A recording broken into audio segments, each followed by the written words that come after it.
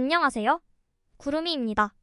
구독과 좋아요 부탁드립니다. 바이에른은 뮌헨의 현재 기상 상황과 관련된 안전상의 이유로 경기와 공개 훈련 세션이 연기되고 있습니다. 바이에른에서는 1월에 수비형 미드필더를 영입하는 것보다 벤자민 파바르의 교체 영입을 훨씬 더 시급하다고 생각합니다. 현재로서는 아직 본격적인 후보자가 없습니다. 클럽 스카우트는 현재 파바르처럼 센터백과 라이트백 모두에서 기용할 수 있는 다양한 수비수를 찾기 위해 유럽 전역을 여행하고 있습니다. 최근 보도가 나오는 아르나우 마르티네스는 20세의 흥미로운 재능으로 여겨지지만 정말로 즉각적인 도움이 될 수 있을지에 대해 의구심을 바이에른은 갖고 있습니다. 클럽은 이상적으로 적응하는 데 많은 시간이 필요하지 않고 국가대표팀 일환으로 자리를 비울 김민재와 마즈라위를 즉시 대체할 사람과 계약하기를 원합니다. 바르사의 아라우조는 비현실적이란 말이 나오고 있고 후안 포이스가 선택 사항이겠지만 바이에른에서는 지난 여름에도 완전히 확신하지 못했습니다. 바이에른과 도르트문트에 관심을 받고 있는 페네르바체의 페르디 카디오글루는 3천만 유로의 1월 이적은 가능하지만 바이에른이 찾고 있는 정확한 프로필은 아니라는 말이 나오고 있습니다. 라파엘 바라는 이미 연봉 1,700만 유로로 인해 바이에른에서는 힘들 것이라는 예측이 나왔습니다. 하지만 바이에른 뮌헨과 알 이티하드에게 제안을 하려고 합니다. 바라는 에릭 텐 하그 감독 체제에서 주전 경쟁에서 밀려나 프리미어리그에서 단 8번밖에 출전하지 못했습니다. 10월 초부터 바라는 18분 동안 축구를 했고 최근 에버턴과 뉴캐슬과의 경기에서는 모두 벤치에 앉아 있었습니다. 스포츠존의 보도에 따르면 맨유는 1월에 선수를 매각할 의향이 있다고 합니다. 바라는 21년에 맨유에 합류해 25년까지 계약을 맺고 총 75경기를 뛰었습니다. 연이은 패배의 텐 하그 감독은 상당한 압박을 받고 있고 바란의 자리는 맨유에 더 이상 없는 것 같습니다. 바이에른은 밀란에서 마이크 마이냥의 상황을 주시하고 있는 클럽 중 하나입니다. 2026년까지 계약한 마이냥은 밀란과 재계약을 놓고 6개월간 협상을 진행해왔지만 재정적인 문제와 그 외적인 문제로 아직 합의에 이르지 못했습니다. 바이에른은 이미 전략적으로 접근하고 있으며 노이어의 잠재적 후임자를 고려하고 있습니다. 주앙 파리냐의 바이에른 1월 이적 가능성은 점차 멀어지고 있습니다. 구단 내에서는 파리냐가 5천만 유로를 들여 키미, 고레츠카, 라이머보다 더 좋을지 의구심을 품고 있습니다. 루트 샤렐 게르트루이다는 지난 여름 바이에른에서 화제가 된 선수입니다. 라이트백과 센터백을 모두 소화할 수 있는 게르트루이다는 바이에른이 원하는 포지션에 부합하지만 내부적으로는 게르트루이다가 바이에른에 적합한 선수인지에 대해 의구심을 품고 있습니다. 몸값은 3천만 유로의 추가 옵션 금액이 있습니다. 슈퍼모팅은 겨울에 바이에른을 떠나고 싶어하지 않는다고 합니다.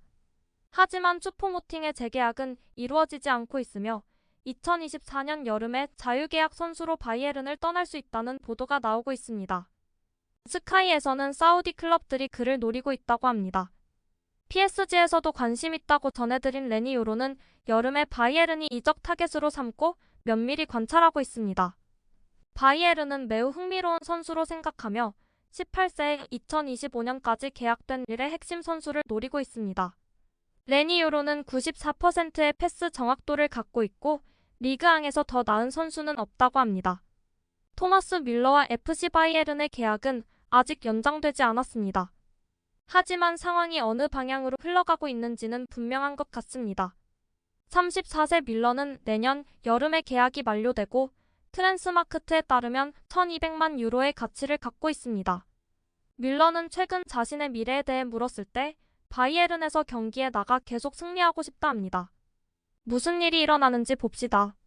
저는 바이에른에서 책무를 받으면 내가 할 수 있는 모든 것을 하고 훈련 세션에서 수행하는 것입니다.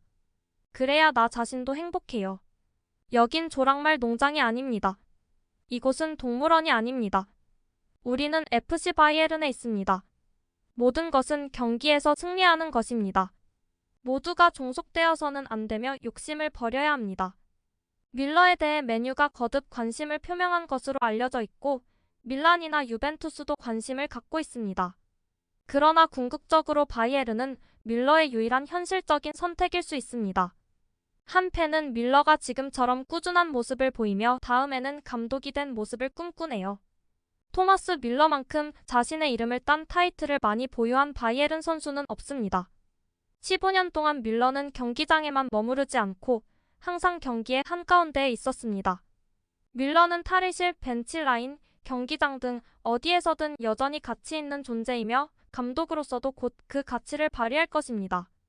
그는 뮌헨을 떠나지 않을 것입니다. 레바의 뒤에는 최고의 밀러가 있었습니다. 하지만 레바는 떠났고 다행히 케인이 여기 있습니다. 새로운 드림팀인 케인, 사내와 곧 건강해질 무시알라가 합류하기를 바랍니다. 밀러의 강점은 항상 유연함인데 이제는 높은 압박을 조직적으로 구사할 수 있게 되었습니다. 레온과 키미히도 자신의 강점을 살릴 수 있도록 조직력을 활용할 수 있을 것입니다. 밀러는 또한 매우 훌륭한 감독이 될 것입니다. 마침내 매력적인 축구를 다시 보장할 것입니다. 밀러는 더 이상 항상 경기에 나설 필요 없이 팀이 필요로 할 때만 출전하면 됩니다. 그리고 투엘 감독 아래에서 훨씬 더 자주 그 모습을 보고 있습니다. 밀러의 계약에 관해서 반대 의견이 있기도 합니다. 스카이의 디트마르 하마는 떠날 수도 있다고 하네요. 제 직감으로는 헤어질 것 같습니다. 투엘은 그가 내년에 떠나는 것을 선호할 것 같습니다. 클럽 문제입니다. 감독이 매주 이런 질문에 답할 수는 없습니다. 언젠가는 결정을 내려야 하는데 늦어도 겨울에는 결정이 내려져야 합니다. 밀러는 무엇을 얻을 수 있는지 알고 있고 발표하기에 적절한 시기는 없겠지만 잘못된 시기는 분명 없습니다. 밀러는 마테우스, 로벤, 리베리 또는 그 이상에 필적할 수 있는 바이에른의 그 누구보다 더 자격이 있는 선수입니다. 그는 절대적인 존재입니다. 바이에른 뮌헨의 CEO 허버트 하이너는 빌트와의 인터뷰에서 밀러가 곧 계약을 연장하기를 바라고 있습니다. 토마스는 바이에른 뮌헨의 절대적 상징이자 이곳에서 큰 공을 세운 선수입니다. 우리 모두는 그가 클럽에서 선수 생활을 마무리하길 바랍니다. 우리는 협상 중입니다. 저는 낙관적이며 우리와 함께 있기를 바랍니다. 제 생각에 토마스는 바이에른 뮌헨에서 자신이 무엇을 갖고 있는지 알고 있고 우리도 무엇을 갖고 있는지 알고 있습니다. 밀러는 이곳에서 레전드이기 때문에 은퇴 후 클럽에서 또 다른 역할을 맡길 바랍니다. 이번 시즌 유럽5대 리그에서 유일하게 남은 무패팀은 바이에른과 레버쿠젠입니다. 바이에른은 이번 시즌 리그에서 43골을 넣었는데 유럽 상위 5개 리그의 어느 팀보다 적어도 5골 이상 많은 득점입니다.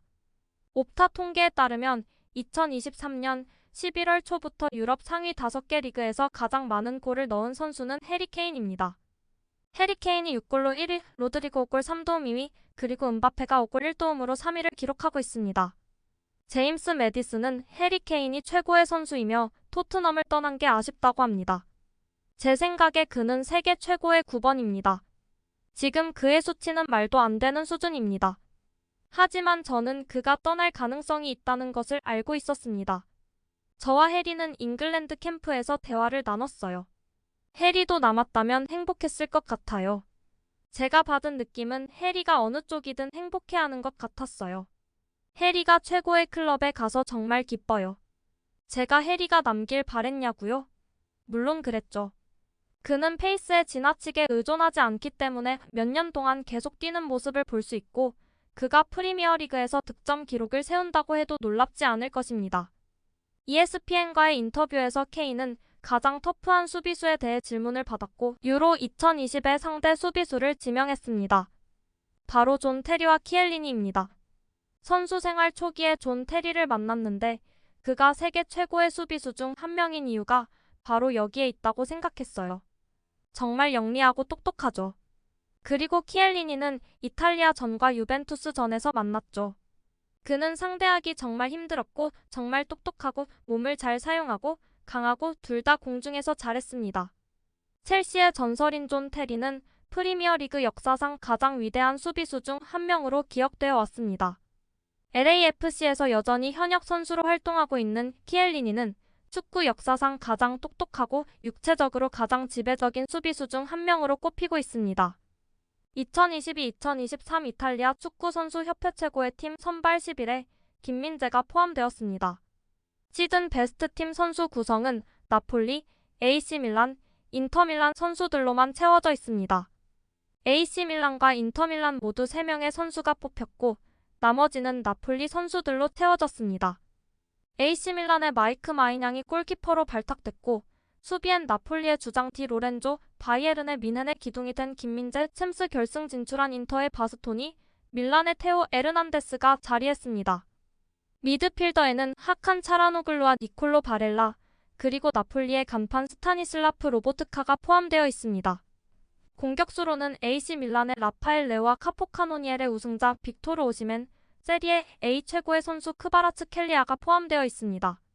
1968년부터 개최된 이 연례 행사에서는 22-23 시즌 클럽상, 코치상, 최우수 골상 등 다양한 상을 수여합니다. 나폴리의 루치아노 스팔레티와 크바라가 이탈리아 리그 최고의 감독, 선수상을 수상했습니다. 또한 최고의 시즌 베스트 팀 상도 함께 수여되었습니다. 최우수 선수상은 가장 영예로운 상으로 라파엘 레오, 잘루이지 부폰, 크리스티아누 호날두, 안드레아 피를로, 질라탄 이브라이모비치에게 주어졌었습니다. 나폴리의 스쿠데토 우승 시즌 동안 오시멘은 세리에 A 32경기에서 26골을 넣었고 챔스 역사상 최초 8강 진출을 도왔습니다. 그 결과 최우수 선수상을 받게 되었습니다.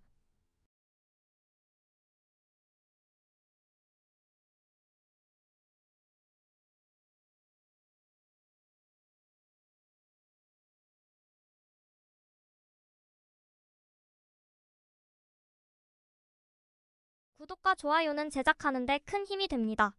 감사합니다. 다음에 또 보아요.